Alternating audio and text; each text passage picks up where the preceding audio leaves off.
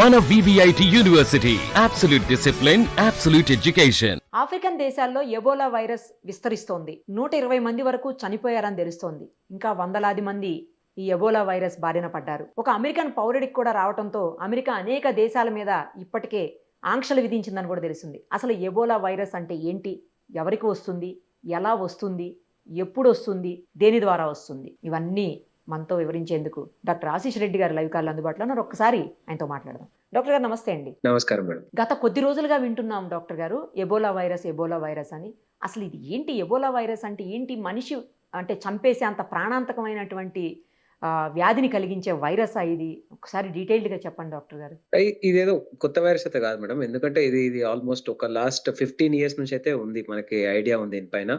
Almost ఇది ఇప్పటికి 3 to 4 out breaks వచ్చినాయి ఇప్పటి వరకు. అంటే ఆల్మోస్ట్ 2014 నుంచి ఇప్పటి వరకు 4 అవుట్ బ్రేక్స్ పైన వచ్చినాయి. ఇదేదో కొత్త వైరస్ అయితే కాదు డెఫినెట్లీ. బట్ ఇది ఏంటంటే పాత స్ట్రెయిన్ కంటే ఇది కొద్దిగా డిఫరెంట్ స్ట్రెయిన్ ఉంది.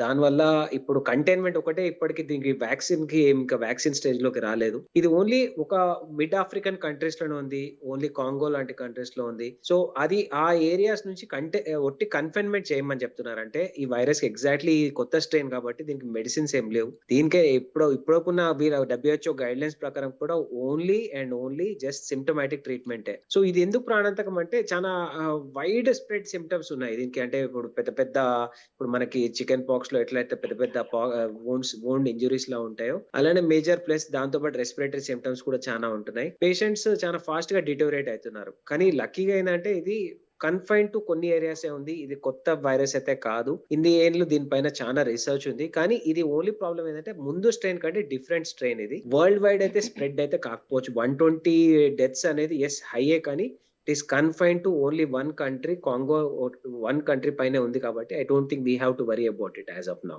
అసలు ఏంటి అంటే దాని లక్షణాలు సేమ్ మనకి ఇంతకు ముందు చాలా వెరైటీ ఆఫ్ బ్యాక్టీరియాస్ వైరస్ లో మనం చూస్తున్నాం. అదే టైప్ లో ఉంటుందా, లేకపోతే అంటే ఇంత ఫాస్ట్ గా చనిపోతుందా? వైడ్ స్ప్రెడ్ సిస్టమేటిక్ ఇన్ఫెక్షన్స్ ఉన్నాయి. అంటే ఇప్పుడు మామూలు స్కిన్ దగ్గర నుంచి, రెస్పిరేటరీ ప్రాబ్లమ్స్ దగ్గర నుంచి, హై గ్రేడ్ ఫీవర్స్ దగ్గర నుంచి, అంటే మల్టీ ఫ్యాక్టోరియల్ ఉంది. అంటే సింగిల్ కన్ఫైన్డ్ గా ఒకటే ఉంది అని ఏం చెప్పలేము. సో ఇప్పుడు గవర్నమెంట్స్ నాకు తెలిసి ఏం చేస్తాయంటే ఆ particular countries, mid African countries కి విజిట్స్ తగ్గించమని చెప్తాయి, unless and until emergency. Outbreaks అక్కడ ఉన్నాయి కాబట్టి అగైన్ దీని గురించి యాజ్ ఆఫ్ నౌ ట్రీట్మెంట్ అయితే లేదు. ఇది ఓన్లీ సిమ్టమాటిక్ ట్రీట్మెంట్. ఎవరికైనా ఏదైనా ప్రాబ్లం ఉంటే ఫ్లూయిడ్స్ దగ్గర నుంచి వాళ్ళ నార్మల్ స్టేజ్ కి తీసుకురావచ్చు. అంత సీరియస్ గా అది రాగానే చనిపోవడం అయితే లేదు.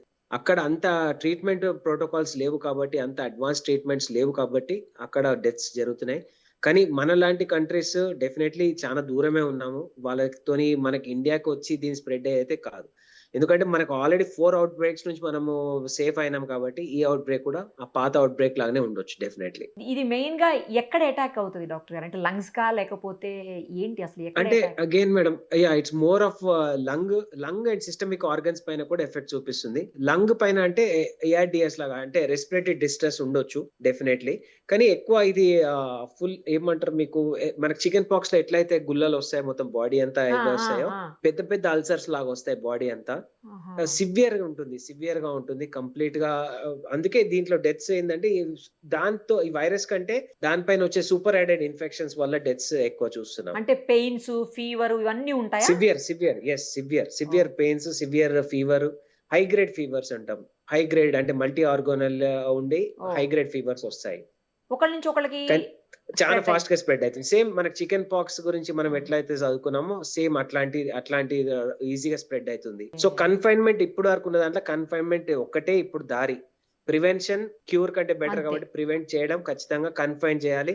ఆ కాంగో నేషన్స్ నుంచి మన దగ్గరికి కన్ఫైన్మెంట్ క్రియేట్ చేయాలి. అక్కడ నుంచి రానివ్వకపోవడమే better as of now, unless అంటే ఎమర్జెన్సీ ట్రావెల్ ఉంటే తప్ప ఇండియన్స్ ని కూడా ఆ మిడ్ ఆఫ్రికన్ కంట్రీస్ కి గవర్నమెంట్ కూడా వెళ్ళొద్దని ఖచ్చితంగా WHO already guidelines issue చేసింది. ఒకటే ఒక అమెరికన్, మీరు అన్నట్టు అమెరికన్ పర్సన్ కి ఒక ఆయనకి ఇది జస్ట్ ఇదైంది.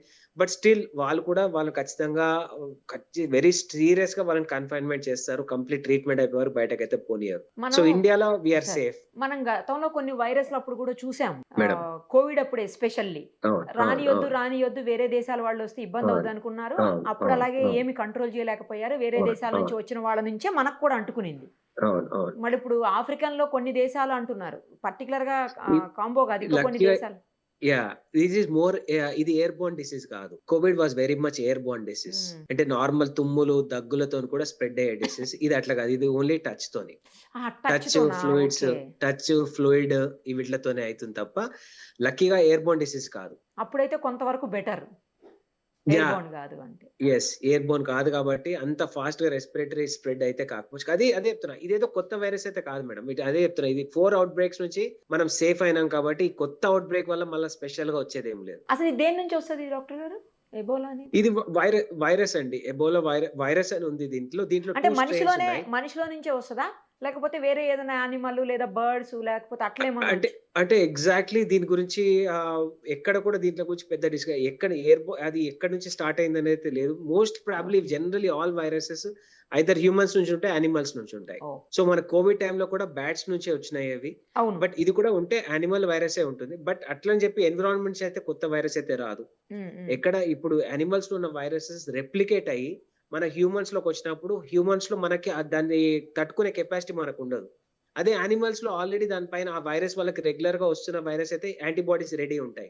అందుకే ఇప్పుడు కోవిడ్ లాంటి బ్యాట్స్ లో నార్మలే. ఆ కోవిడ్ వైరస్ కూడా మనకి ఎప్పటి నుంచి ఉంది, ఆల్మోస్ట్ 30 years నుంచి ఉంది. కానీ ఎప్పుడు అవుట్ బ్రేక్స్ రాలే. అది యానిమల్ లో ఆ బ్యాట్స్ లో అది మ్యూటేట్ అయ్యి అది చాలా సివియర్ స్ట్రెయిన్ లకు వచ్చి మనకి హ్యూమన్స్ కి ఎఫెక్ట్ అయింది. సో ఇది కూడా యానిమల్ బేస్డ్ వైరస్ ఉండొచ్చు. కానీ మన హ్యూమన్స్ లో యాజ్ ఆఫ్ నౌ ఇప్పుడు దాని గురించి అంత సీరియస్నెస్ అయితే లేదు. మెడిసిన్ లేదు దీనికి, వ్యాక్సిన్ కూడా ఇంకా లేదు. మెడిసిన్ చాలా కాలంగా ఉన్నప్పుడు ఎందుకు వ్యాక్సిన్ ని ట్రై చేయలేదు? లాస్ట్ స్ట్రెయిన్ మారింది మేడం. ఇప్పుడు ఎర్లియర్ 4 అవుట్ బ్రేక్స్ ఉన్న స్ట్రెయిన్, ఇప్పుడున్న స్ట్రెయిన్ కంప్లీట్లీ డిఫరెంట్ స్ట్రెయిన్. దానికి కూడా ట్రీట్మెంట్ ఉంది. ట్రీట్మెంట్ అంటే అది కూడా కంప్లీట్ ఎరాడికేటెడ్ ట్రీట్మెంట్ కాదు, సిమ్టమాటిక్ ట్రీట్మెంట్ ఉంది. అమెరికాలో దీనికి టూ డిఫరెంట్ వ్యాక్సిన్స్ క్రియేట్ చేశారు. But this is a new strain. Hopefully ఇది వైడ్ స్ప్రెడ్ కాకుండా దాన్ని ఖచ్చితంగా అన్ని కంట్రీస్ కంటైన్ చేసేస్తే ఈ మన ఏషియన్ సైడ్ అయితే వచ్చే ఛాన్స్ అయితే లేదు. అది అటు రానియకుండా మీరు అన్నట్లు ఆ కంట్రీ నుంచి ఆపగలిగితే మనం ట్రావెల్ అయిపోయినట్టే. ఒక 2-3 కంట్రీస్ నుంచి ఏదైతే ఇప్పుడు కాంగో ఉంది, మనకి నైజీరియా ఉంది, అప్పర్ నైజీరియా సైడ్, ఈ కంట్రీస్ నుంచి మనకి ట్రేడ్ అంత ఫాస్ట్ గా మనకి లేదు.